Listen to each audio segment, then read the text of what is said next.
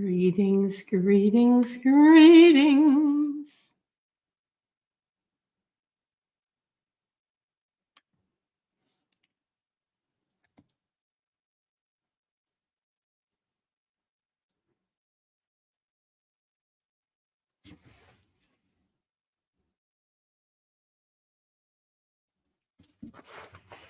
Greetings, greetings, greetings. It's Christine. Happy Halloween. Woo. Or shall we say it's a spooky, haunted Halloween?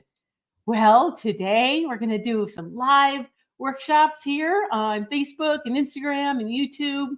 And I'm also promoting my spooky course at the end, which is on sale at 60% off. It's only $37.50. But we're going to start off talking about bats. And actually, in my other course, I did a whole workshop on flying foxes as well as the vampire bats. So let me check to see that we're live everywhere. Good. Looks like we're live. Yay. I think we're live. So who wants to sketch with me? Okay, great. I see we're live here. All righty. So even if you're not prepared to sketch, that's okay. You can just hang out. So I thought I would share sketching demonstration of one of the spookiest creatures, the vampire bat, who's also quite misunderstood.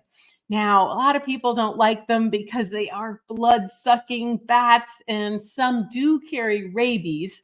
But we know that bats play important roles in the ecosystem in general. There are hundreds of species of bats that live all over the world. And I've been lucky to see some of them, like the one that has the 3-foot wingspan here, this flying fox bat. I've also been lucky to see vampire bats in Central and South America where they're native. And they play important roles as insect eaters of insects that might be crop pests. They also are important as pollinators and fruit dispersers, depending on the species. But today we're talking about the vampire bat. Of course, it's called the vampire bat because it sucks blood. And I've actually seen these guys sucking the blood of horses. Horses are one of their favorite things to suck the blood of. And if you know me, you know I love horses too. But fortunately, they don't hurt them too bad. They just make a little nick and suck a little bit of blood. So they're not going to kill anybody. So anyway, they are named vampires because they do suck blood. And that is their main source of nutrition. Now, in the wild, before there were livestock like horses and cattle, they would suck the blood of things like tapirs. But unfortunately, tapirs are going extinct, and a lot of their native habitats are as well. So there's a lot more agricultural land nowadays. So lots more horses and cows. So vampire bats are actually, there's only 3 species. And today we're sketching the common vampire bat. And all of these species live just in Central and South America. And so they are nocturnal, like most bats, and they're going to be flying around hunting for their prey using both the sense of smell and heat and echolocation. So once they find some prey, like a horse or a cow or a tapir, they're going to jump up on them. Often, sometimes they'll be on the ground and then they'll jump on their legs and they'll crawl up their legs. And often they'll go right behind the neck here where there's some nice big blood vessels. And so they have heat sensors and they can tell where the big warm blood is pulsing. And their teeth are so sharp, they're just razor sharp. They're so sharp that you hardly feel them biting into you. That is, if you're a cow or a horse. Sort of like when you get a vaccination with a needle. They're so tiny, you don't feel them. And then they also, in their saliva, they have some anticoagulant, which helps the blood to flow. And so that's how they get their nutrition. Okay, so anyway, I did a different version of this bat inside my course, the Spooky Nature course, which I'll talk to you about later. And that was this version, really close up, where we used a lot of shaded charcoal pencils. But today we're just going to kind of do the overall bat here. Oh, hello, Tiffany. Thank you so much for joining me. So yeah, we thought we would do a really spooky bat. Okay, so let me see if I can do the solo layout here. Solo layout. There we go. Yes, I am using a different live streaming app today called StreamYard. So that's helping me a lot. Okay, so great. We're going to do this bat. So first, let's look at the bat before we start sketching. That's always how I suggest we do things. And I guess that's the best I can do for now. There, I guess that's good enough. Okay, so I'm just going to use a plain old pencil. You can use whatever you want, but we're going to look at our bat first, because the longer you look at something and really understand how it's built, the more accurately you're going to sketch it and the more quickly. So this bat is seen on the ground. Actually, it looks like it's on a branch, and they do spend a lot of time crawling around. And they have these thumbs and these long claws to help them hold on to the branches and the tree trunks. And so this one's crawling. So we see its front arms here with its fingernails there. And then, of course, those arms are covered in the membrane that allows them to fly. Bats are the only flying mammals. But they're also one of the most diverse orders. There's hundreds and hundreds of species all over the world. So bats are unique mammals in being able to truly fly. And then as a mammal, they have fur. So they have the silvery brown fur all over them. This species does. Of course, some species are black or brown, or there's even a white bat that I've seen in Central America. And then we notice these are the back legs, and they do have a little bit of sort of webbing between the two back legs. And sometimes there's a long tail that's inside of that webbing. Sometimes there's not. But anyway, you can see the knee here. And then in this front arm, you see sort of like the elbow and the wrist. And then looking at this face, it looks pretty complicated. And we're not going to get into too many details, but we'll try. First, you see the ears, and different species of ears have different sizes, or different species of bats have different size ears. In fact, some bats, they have ears that might be like this big. They're really cool. And they use those a lot for echolocation. But these guys don't do echolocation as much because they're not hunting in the skies so much. You know, they're hunting for prey, mammalian prey on the ground. So they have kind of smaller ears, but they do have some interesting little folds inside their ears, you know, just like we do. But every species has different folds. And then they have this funny nose called a nose leaf. It's a little leaf thing that looks like a little flap of flesh that goes above the nose. And so they actually belong to a family of bats called the leaf-nosed bats. And just like those ears, some species of bats can have really big leaves, and they can be all wrinkled and really creepy looking. And then we have the eyes, and we only see one eye in this bat because it's kind of facing 3/4 towards us. So we're only going to draw that one eye. And then it's got the open mouth, and we see some of those super sharp teeth. Now, of course, since this is Halloween, we can make this bat look a little bit spookier than in real life if we want to. So I'm actually probably going to add a little blood red to his teeth to make him fun. Him or her, I can't tell the difference. We can't see the reproductive parts of the bat, but if this was a male, they would have their male testicles back here, but they're conveniently hidden behind this branch. Okie dokie. So tell me in the chat box, I'm not sure which chat boxes I can see, but I can definitely see it probably afterwards. But tell me if you're ready to start sketching.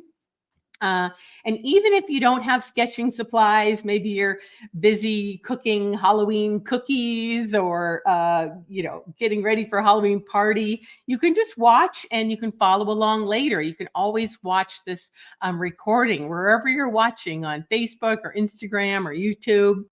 And then just the fact that you're looking at the bat longer while I sketch it will help you to learn about its anatomy. And also, just watching the way I sketch it can give you an idea of at least my technique. Every artist has a different technique. But I think what I'm going to do is just draw this branch first to give the bat something to be walking on. And I'm going to make these lines really light for now, and I hope you can see them. And then we'll darken them as we go. So that's just the line for the branch or whatever he's on, the log. Now I'm going to draw just kind of a big oval for the whole body. And you can see the body's touching and sort of behind the branch right here, but it's kind of going up right here. So it's kind of an oval. And I could also just sort of measure if I want to, and that's pretty good there. Okay, so that's just a little oval. And then I'll make sort of an oval for where we're going to put the head. We'll do the head last because I know that's probably pretty more, what do you say, intimidating to draw, not only because it's a scary looking bat, but also because, faces are challenging, especially mammalian faces, because we are a mammal. And so we're harder on ourselves drawing things. I had this fungus gnat. Sorry, I got these fungus gnats in my plants. I don't know how to get rid of them. Okay, now let's do this arm. This is the bat's left arm. And it's just kind of arching over from where the face is going to be. And you see sort of a wrist here. And then you see where the hand is going to go. And then the branch keeps going. Okay, so that's just where that's going to go. And again, we're just going super light and loose first. And we'll do erasing later. I never really erase till the end. All right, so there's that arm. And then let's get this other arm. And they're a lot like our arms. They've got fingers, they've got wrists, they've got elbows and shoulders. And this is the shoulder and the elbow coming down to the wrist. And then it's actually looks like it's walking towards us. It looks like the hand is sort of lifted up. So that shoulder is kind of coming from around this area, and then it's kind of going out here. I'm going to measure that. Oh, yeah, it's pretty long. And since this is close to us, it's a little bit bigger than it would be, maybe. Okay. And so kind of like that, there we go. So that's basically, we've got the shoulder, we've got the elbow, we've got the forearm, and then we have the wrist, okay? And again, we'll put some more details in this as we go, but I just like to get a little bit of all the parts first. All righty. And then we can actually see a little bit of the wing flap right here. So that's the part that's sort of folded. It looks kind of a little bit awkward, but like if you look at my whole bat here, the flying fox, that was part of my spooky nature sketching course, you can see the whole wing. And so what we're seeing right now are just the fingers here.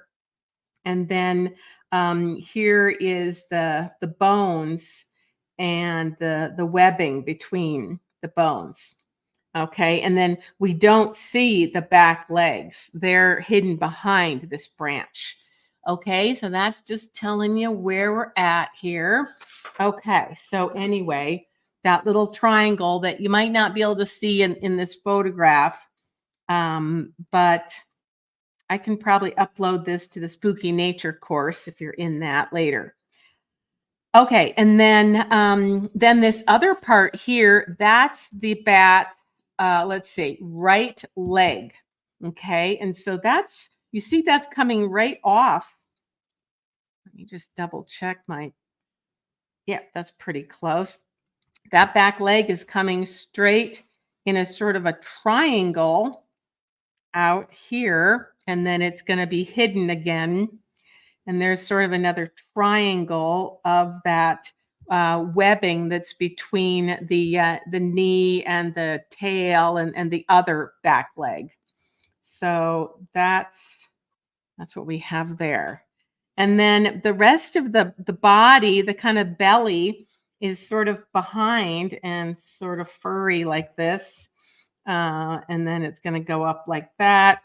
And then you also see the other leg kind of coming out here, and it's pretty dark. I'm just going to shadow that in. Okay. All right. So now we're going to kind of go back everything and then work on the face last.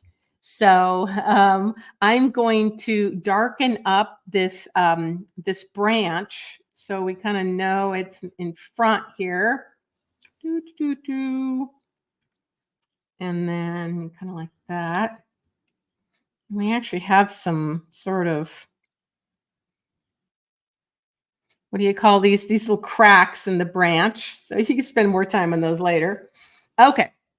Anyway, so now let's work on that cute little face. So let's see. We should start from the closest part. We'll do the mouth, and then we'll do the leaf, or the nose leaf, or leafed nose, and then the eye, and then the ears. Okay.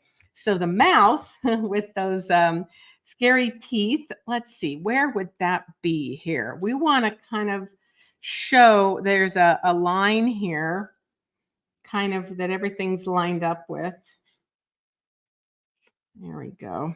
Okay. So then the mouth and the nose will kind of be lined up. So let's get that mouth, and kind of looks like it's smiling. And there's a lot of details you probably can't see in this video, so we're not going to get it really correct too much. But let's get those spooky teeth. And we could even put some blood on them. That'll be fun.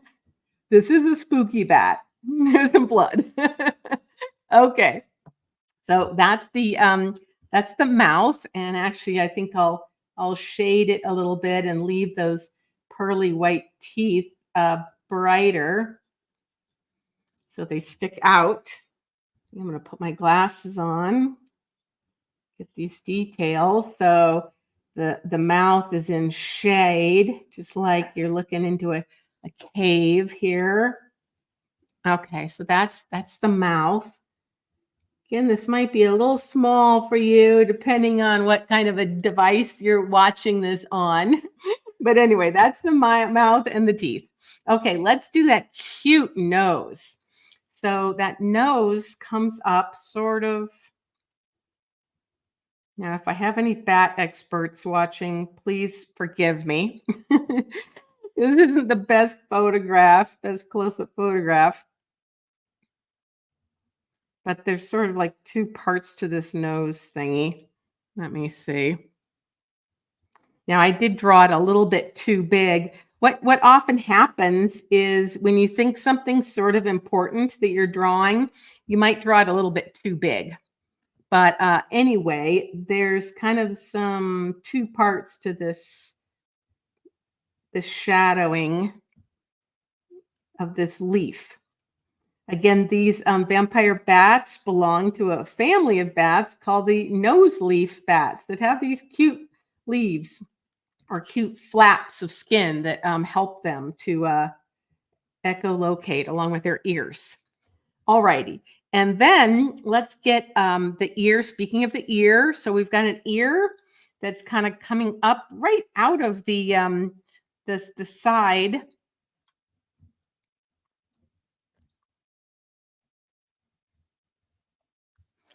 And then there's the outside of the ear. Okay, and a little bit of shading.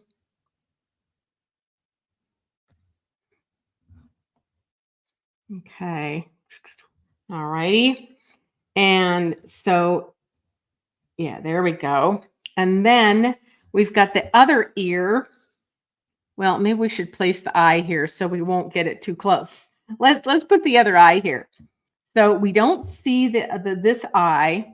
It's a little bit covered because he's looking away from us a bit. So we're going to do this eyeball here. And that eyeball is next to the nose leaf, kind of about halfway. Now, let me see. How big? Have I made my guy bigger? No. Okay.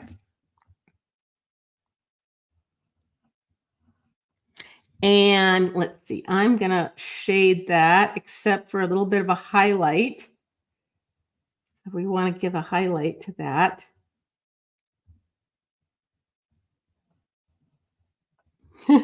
And then we'll put the other ear in.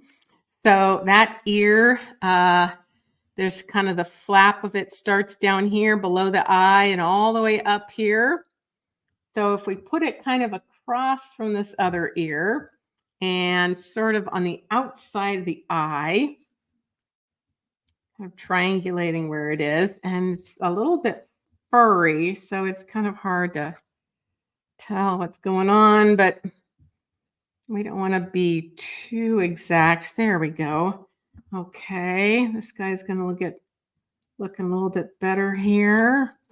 And then, yeah, there's kind of like these designs of the ear. And again, if you're a bat expert, forgive me since I don't know my exact bat anatomy that well. And I know that the anatomy of the ears and the nose leaf are really important in helping to identify a species of bat. But anyway, I'll just shade that a tiny bit. Now, we're just getting started here. We're not going to do a whole detailed drawing.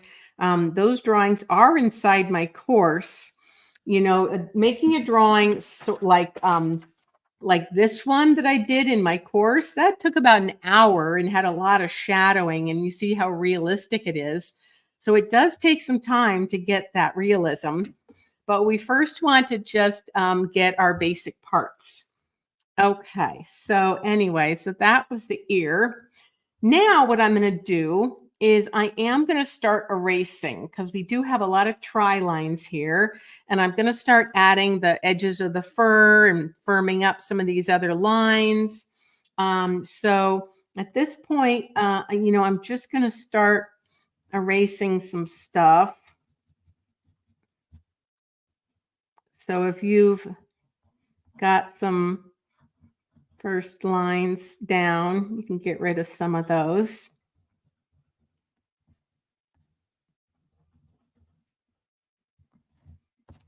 Okay, that's my start. Okay, so now we've lost his forehead, so let's give him a head again. And so I'm going to start actually doing the fur. And so, you can kind of make it disheveled looking. These are mammals, remember, they're not birds or insects or something else weird.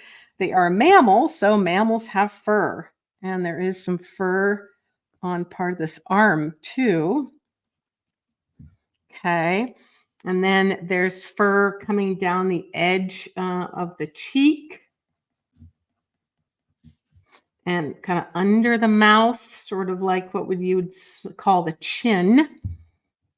And the fur looks a little bit shorter here. There. Okie dokie.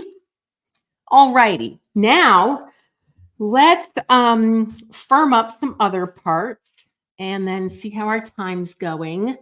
Don't want to keep you here all day. So I'm going to go back to this very interesting arm here. Remember, this is the forearm and the wrist and the fingers, just like ours. And then they also have thumbs here. So I'm just going to notice that this, again, is coming right out of the edge here where this ear is. And so if I just kind of made this a little bit stronger line here, and then came over, and you see the toes are kind of all together. And then this funny little bump, which I think is part of the thumb. And then like this. Okay. And then we want to make some few big scary claws. And then let's see, and then maybe shadowing this, because this is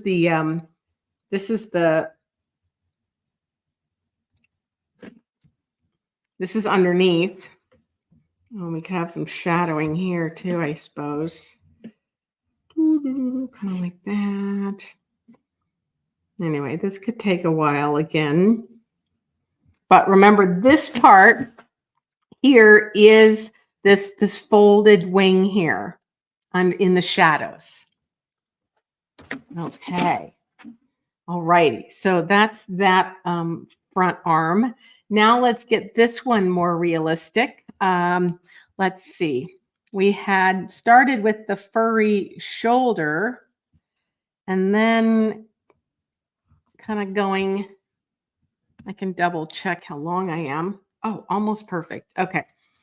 So coming down.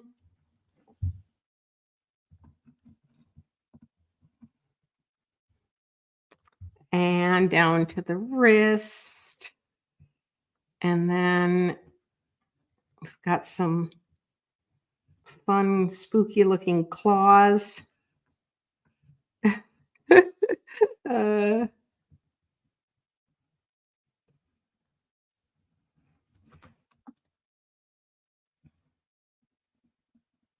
There. Okay. And yeah, we're not making him that realistic. He wouldn't have that many claws, but we're trying to make him a spooky vampire Halloween guy. And then shadowing underneath here. Now, if I had more of a shading pencil, that might be good. But again, I don't want to keep you here all day. Let's see. This is super dark. So that's behind. Okay. Let's see. Now what? Okay. And then this other flap of the wing, its edges would not be furry because it's the unfurred wing. So I'm just going to shadow that a bit. So it kind of goes behind in the shadows. And then, yeah, the belly here. See, we got some of that fur. So you can add more fur on that later. Okay, and then this back leg, double checking where it's coming out here. And maybe kind of giving that knee there. And then that flap of skin. This summer when I was in Panama, I got to visit and sketch some live bats at the Smithsonian Tropical Research Institute Bat Lab. And it was so interesting to see the different bats up close and see how different species have those skin-like membranes between the two back legs and a longer tail. And then some don't. It just depends on their lifestyle. Certain bats specialize, of course, like the vampire bat, in drinking blood. Other bats specialize in catching insects on the wing. Some bats specialize in catching little fish in the water. All right, how we doing here? Let's see. This guy's looking pretty spooky here. Yeah. All right.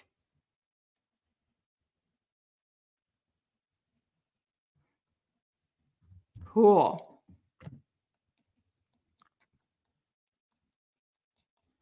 All right, so that's just a quick version. Of course, you could just add a bunch more stuff here. Um, and yeah, that's my spooky bat. And again, if I wanted to make him a little bit spookier with a little bit more blood, you don't have to be afraid of these going after you. They like livestock, horses, cattle, and in real life, they in out in nature where there's a healthy habitat, they like large mammals like tapirs. All right. And so, yeah, I wanted to tell you that my spooky nature course is on sale. And actually the one of the links I put is 60% off, I think. It's actually $30. I feel like I'm selling the Ginsu knife. Uh, and so just to tell you about some of the other spooky creatures that I've been I've been teaching you guys a lot if you're on Facebook watching some of my spooky posts. But if you're in my, if you join my spooky nature course, there's another workshop. It's on the flying fox bats. And I've seen those guys in Asia. They also live in Africa. And there's a lot of other cool things that are taught about in the spooky nature course. And one of them is really cool vultures. I've drawn a lot of vultures, black vultures, condors, the Andean vulture. So this is a demonstration I did with a charcoal pencil. So that's really realistic. And then I got some other spooky animals that are in other groups, like the mole rat, the naked mole rat that lives in Africa. And that's the drawing demonstration I did for that. Now, let's see, what else can I show you? There's just lots of species in this course. Sometimes I demonstrate with shaded pencil, sometimes charcoal. This species is the American burning beetle, also called the carrion beetle. And in the course, I demonstrate how to do it in colored pencil. Now, speaking of invertebrates, I also have a workshop inside the course on the blue-ringed octopus, one of the most dangerous of the marine animals. And another marine animal we cover are jellyfish, and that demonstration is in pastels. And I teach you about Derwent Colorsoft pastels in that workshop. Let's see. Now, getting back to some other things.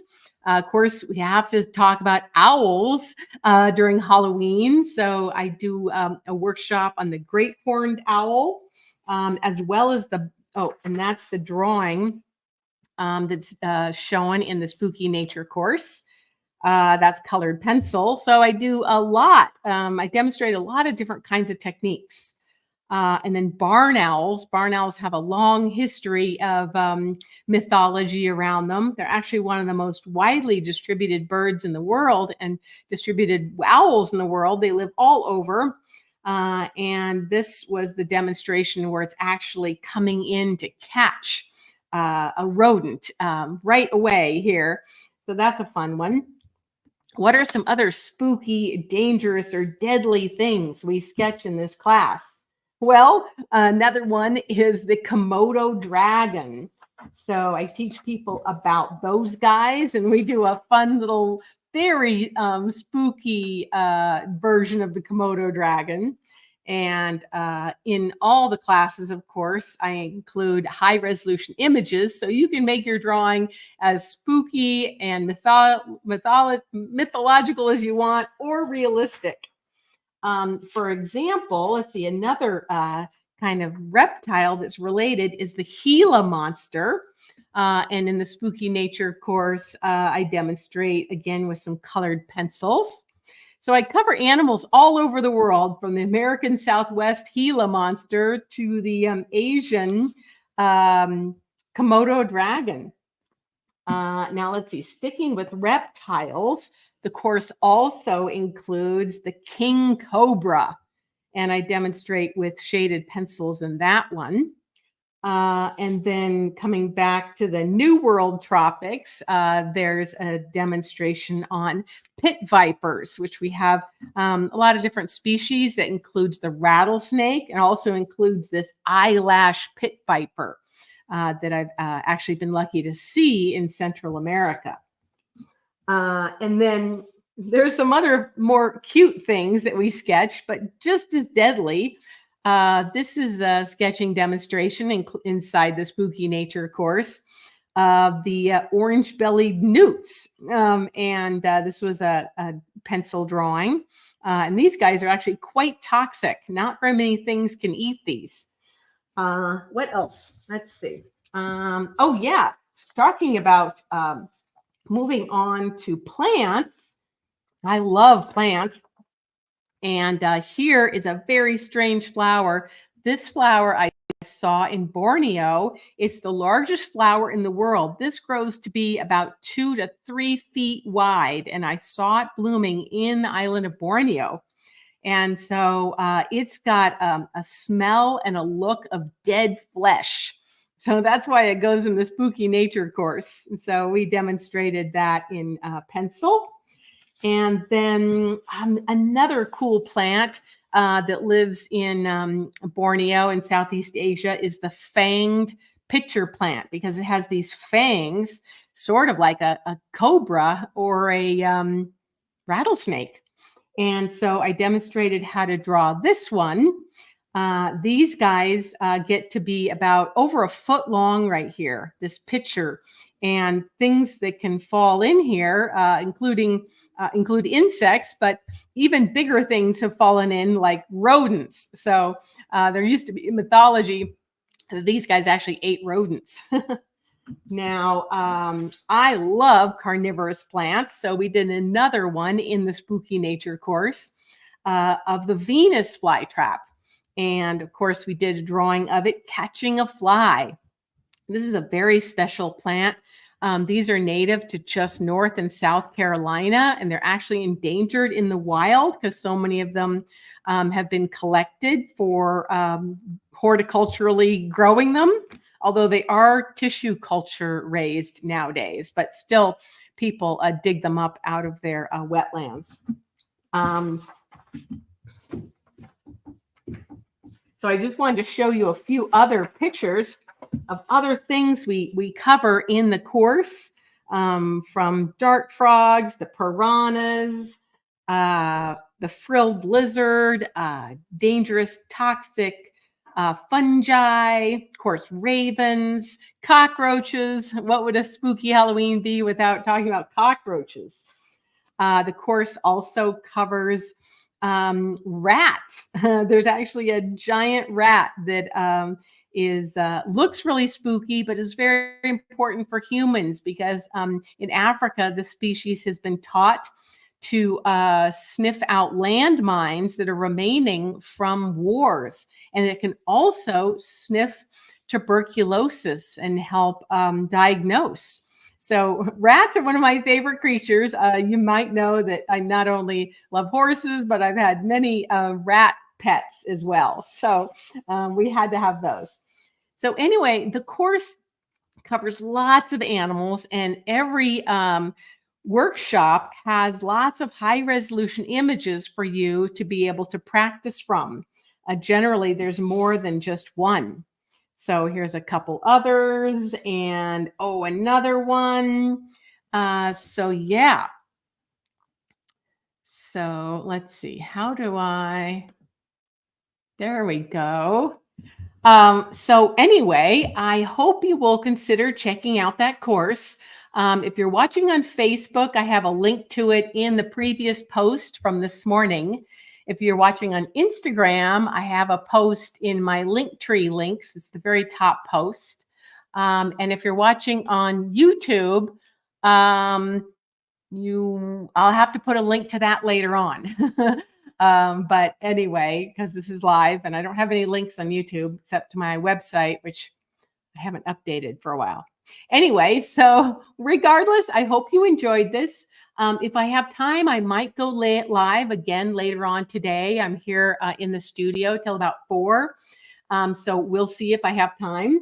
But I hope you really enjoyed learning about the vampire bat and where it lives and what it feeds on, and drawing your own version. And I hope you'll keep working on your own version.